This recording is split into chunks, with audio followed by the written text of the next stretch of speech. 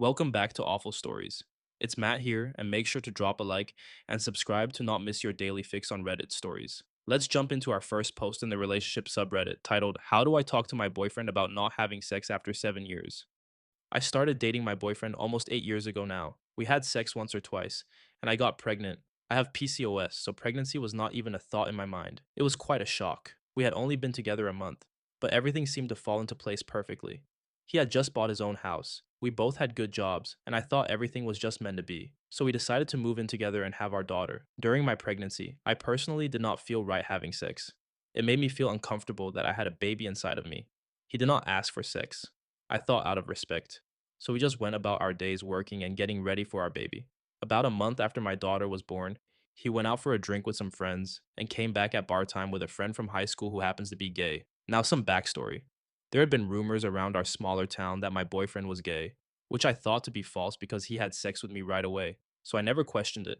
We had a roommate at the time, so the only place for this friend to sleep was on our large sectional couch, where I had been making camp with our 1 month old because it was just easier at the time, or upstairs in bed with my boyfriend. My boyfriend and his friend decided to sleep upstairs because that made the most sense to him, my boyfriend. I was upset, maybe because of my hormones. I assumed they came back to hook up, and I was a fool all along. The next day, my boyfriend reassured me that it was not true and told me he was hurt by my assumptions. I apologized, but in truth, I do not think I ever got over it. A few more months went by, and no talk about sex at all. But when you have a baby, sometimes that just all goes out the window, I guess. So more months pass, and one day I asked him, Why do not we have sex anymore?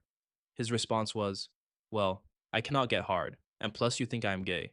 So if I cannot get hard, you will just think it is because of that. I am not a sex freak. He is really good about saying the right thing to get me to stop talking about something. So I gave up and have never brought up sex again because I am scared of what he will say. This was 7 years ago. Most of our arguments end up being my fault or my problem. So over time, I just do not bring anything up anymore. Throughout our relationship, I do not think I have ever seen him with an erection, and I do not think he masturbates. Sometimes I think he is asexual, but I do not think I can be in a non sexual relationship.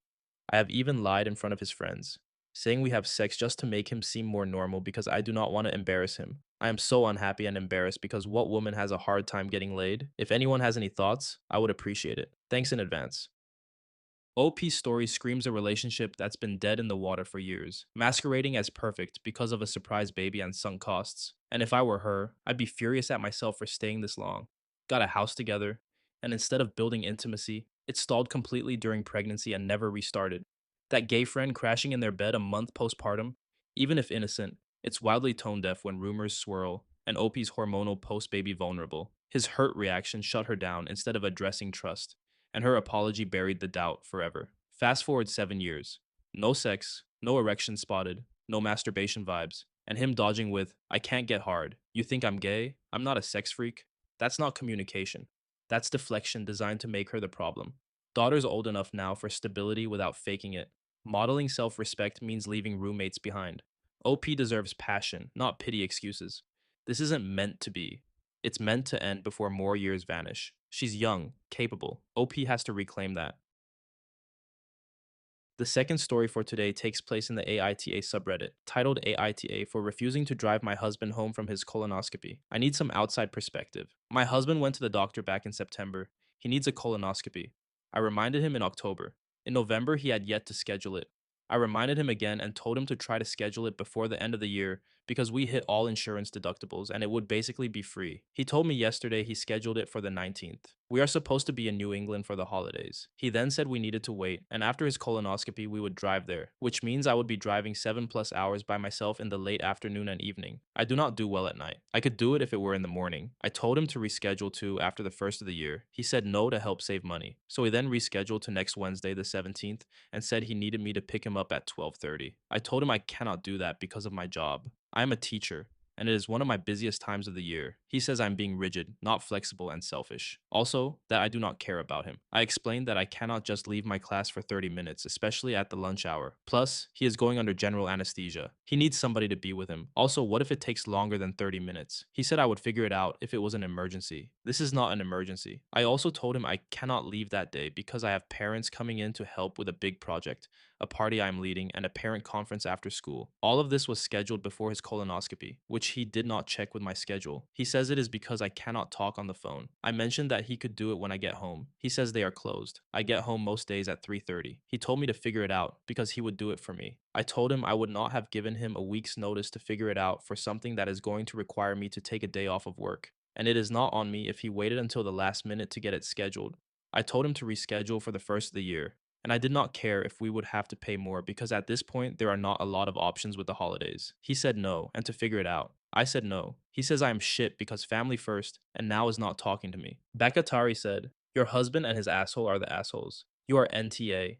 He can still leverage the insurance prior to the end of the year by getting a friend to drive him home. That is assuming he has friends, which may be unlikely based on how he treats you. Still, it does not address the drive to New England for the holidays right after his procedure, but that just makes him more the asshole for forcing you to do the entire drive. JDO said, is he always this disrespectful of your time and your opinion? He sounds unbearably rude to just flat out take no responsibility for his own procedure and just put it all on you.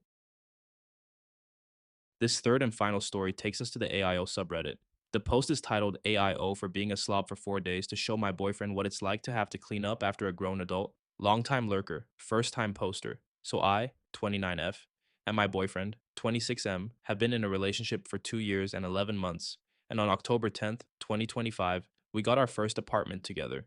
I noticed relatively quickly that I was doing most of the cleaning, dishes, vacuuming, wiping down surfaces, shared laundry like bed sheets and throw blankets, meal planning, cooking, grocery shopping, etc. I had said before moving in that I do not mind doing most of the basic cleaning of the floors and furniture, since I have pets, and they leave hair and track litter around as pets do. But it has quickly spiraled beyond that. He is a mechanic and leaves his dirty laundry on the floor, leaves crumbs all over the counter, just sets dirty dishes in the sink, leaves multiple cups around the apartment, waits until his stinky laundry is filling the air before doing his laundry, refuses to shower before bed, making the bed stink like car and bad body odor, leaves toothpaste in the sink, pee on the toilet and floor, never refills the water dispenser, leaves dirty tools and bolts and hats everywhere, etc. He was walking around on our carpets with his oily work shoes and finally stopped when I threatened to throw the shoes away due to the black oil stains now on our beige carpets.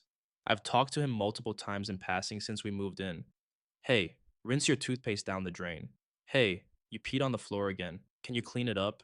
Hey, you need to change clothes before sitting on the couch or getting in bed. Hey, please shower. Hey, can you wash your dishes? Etc. To no avail, of course. Just a sorry and half-assing the fix. Background. I came from a hoarder house and grew up in filth, so cleanliness and organization are important to me. And he comes from a nice clean home where mommy did almost everything for him. I had had enough.